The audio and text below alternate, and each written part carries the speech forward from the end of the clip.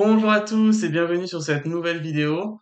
Donc aujourd'hui, j'ai envie de faire un point avec vous sur les dividendes dans le PEA et sur leur fiscalité.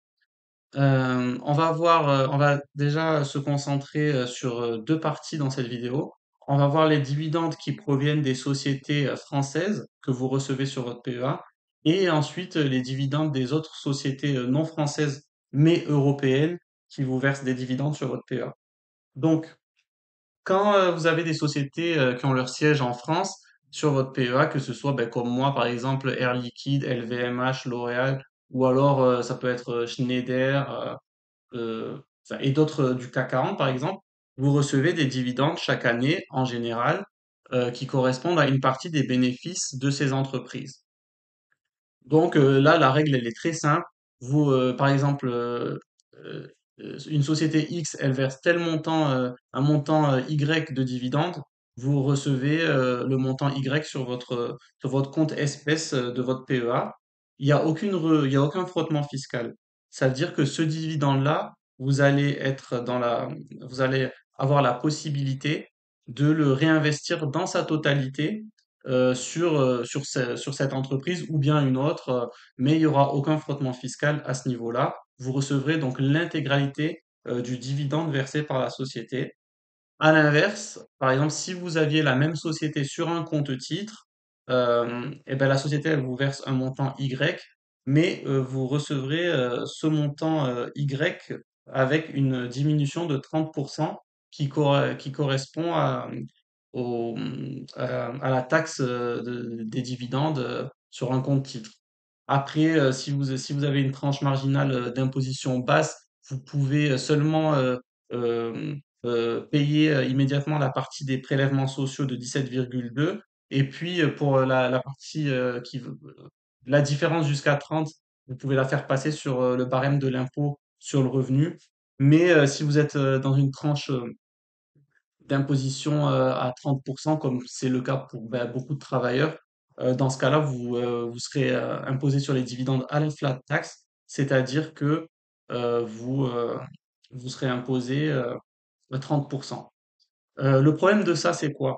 C'est que, admettons que vous êtes dans le cas, vous avez une société française dans un compte titre, vous recevez le dividende et il est de suite amputé de 30%. Donc, ce que vous pouvez réinvestir, eh ben, c'est les 70% restants du dividende. Donc, si vous réinvestissez moins, eh ben, par la suite, vos résultats, ils seront moins importants que dans le cadre de l'enveloppe PEA où vous avez 100% de votre dividende à réinvestir. Donc voilà, ça, il faut le savoir. Donc c'est dans ce cas-là un avantage ben, clair pour le PEA, hein, le fait qu'il n'y a pas de frottement fiscal lorsque vous recevez votre dividende. Euh, Ensuite, il faut savoir que dans le cas d'un PEA, vous pouvez posséder des actions qui ne sont pas françaises, mais qui sont européennes, des actions allemandes, des actions italiennes, des actions ben, des pays membres de l'Union européenne. Cependant, il faut savoir que quand vous, euh, quand vous investissez sur de telles actions et que ces actions-là, elles vont vous verser des dividendes, il va y avoir un frottement fiscal cette fois-ci. Et ce frottement fiscal, il dépend du pays de provenance de l'entreprise, mais il faut savoir que ça varie entre 15 et 30%. Moi, à titre personnel, c'est ce qui m'est arrivé sur mon, comment ça s'appelle, sur, c'est ce qui m'est arrivé sur mon action Ferrari. Par exemple, Ferrari, ils ont versé récemment un dividende de 2,44 €, mais la République d'Italie, elle m'a prélevé à la source de mon dividende 26%. Donc, j'ai pas touché le plein dividende, euh, j'ai touché juste, bah, du coup, 26%. Non, j'ai touché la différence, quoi, parce qu'ils ont retenu 26% à la source. Voilà, donc ça, il faut le savoir quand vous, par exemple, sur une entreprise allemande, sur n'importe quelle, vous allez avoir un frottement fiscal parce que le pays d'origine va vous prélever une partie. Je crois que ça va de 15% aux Pays-Bas jusqu'à 30% en Belgique, je crois, par exemple. Voilà, donc faut aussi le prendre en compte, surtout si c'est des sociétés à haut rendement. que vous choisissez dans ces pays-là, donc ça peut vraiment impacter la performance hein, au final. Surtout que c'est non récupérable, le précompte fiscal qui est pris de 15 à 30%, il est non récupérable.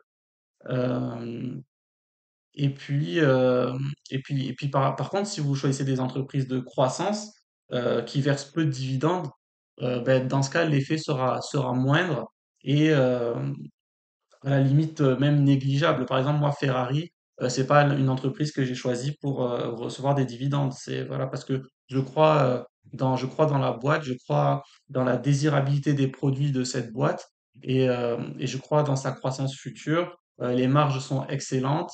Euh, voilà. Donc voilà, j'ai pas choisi la boîte pour le dividende. C'est ça que je veux dire. Voilà. Je crois que j'ai rien oublié. Juste pour vous dire, le PEA, du coup, quand vous recevez le dividende sur d'une action française, il y a pas ce frottement, il y a pas ce frottement fiscal au moment où vous recevez le dividende. Par contre, au moment où vous sortez l'argent du PEA, vous serez imposé. Si votre PEA il a plus de 5 ans, vous, il n'y aura pas de partie d'impôt sur le revenu, mais vous devrez quand même payer les prélèvements sociaux qui sont de 17,2%, ce qui reste quand même très avantageux comparé à une taxation à 30%. Voilà, j'espère que c'était une vidéo qui a été utile pour vous et bah, n'hésitez pas si vous avez des questions sur ça à me les poser en commentaire et j'y répondrai. N'hésitez pas, n'oubliez pas de vous abonner, de liker si la vidéo vous a plu et pour pas rater les autres vidéos. Et je vous dis à très vite. Bye bye.